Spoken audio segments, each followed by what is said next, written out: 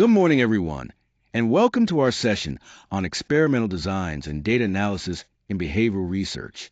Today, we'll explore the various methods used in designing experiments, how to apply these effectively, and the crucial ethical considerations that ensure our data are both valid and reliable. I'm excited to take you through this important topic that forms the backbone of sound behavioral science. Let's dive in.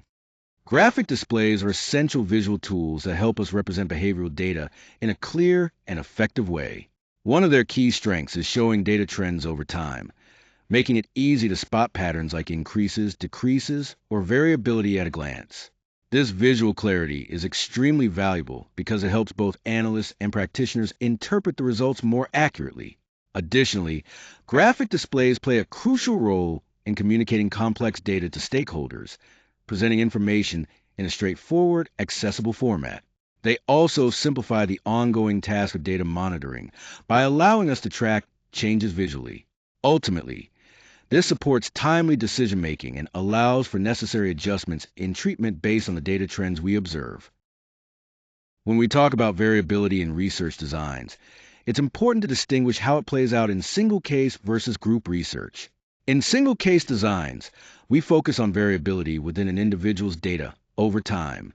By closely examining these fluctuations, we can better evaluate whether a treatment is having an effect. Ideally, we want low variability in this context because it makes the relationship between the treatment and the outcome much clearer and easier to interpret. On the other hand, group research designs look at variability between different subjects. Here, the goal is to understand how a treatment or intervention works across a larger population. Since individuals naturally differ, statistical methods are used to control for this variability, allowing us to isolate the treatment effect and make broader generalizations. So, while variability is a critical concept in both designs, where and how it's managed differs significantly depending on the research approach. When manipulating independent variables systematically, the first step is controlled application and withdrawal. This means we carefully introduce or remove the independent variable while continuously measuring the dependent variable to observe the effects. Next, it's essential to ensure experimental control. By doing so, we can confidently attribute any observed changes directly to the intervention, minimizing the influence of other factors. Then we replicate the effects within the same subjects, which helps strengthen the validity of our findings and supports reliable conclusions about the treatment's effectiveness. Finally, replicating these effects across different subjects further bolsters validity and ensures that our conclusions are consistent and generalizable. These steps collectively help us conduct rigorous and trustworthy research. When we look at reversal designs, their main purpose is to clearly show the relationship between an intervention and the behavior by switching back and forth between the intervention and baseline or different conditions. This alternating pattern helps us see if changes in behavior are really due to the intervention. On the other hand, multi-element designs work by rapidly alternating between different conditions, which lets us quickly compare their effects and determine which intervention is having an impact. Although these designs operate differently, they share a common goal: to effectively assess how independent variables influence behavior. One of the biggest benefits of both reversal and multi-element designs is that they help us control for other factors that might affect the outcome, making our analysis more precise and allowing us to confidently demonstrate a true cause and effect relationship. When using reversal and multi-element designs, one practical challenge researchers often face is how well participants can tolerate frequent changes in conditions. Constantly shifting interventions can be demanding, so it's important to consider whether these changes are feasible for those involved. From an ethical standpoint, protecting participant welfare is paramount. This means we must avoid withdrawing treatments that are clearly beneficial unless there's a strong, justified reason to do so. Ethical research designs carefully balance the need for rigorous study with the obligation to prevent harm to participants. Finally, maintaining research integrity is crucial. This involves honest and accurate reporting of findings and ensuring that any risks posed by experimental manipulations are minimized.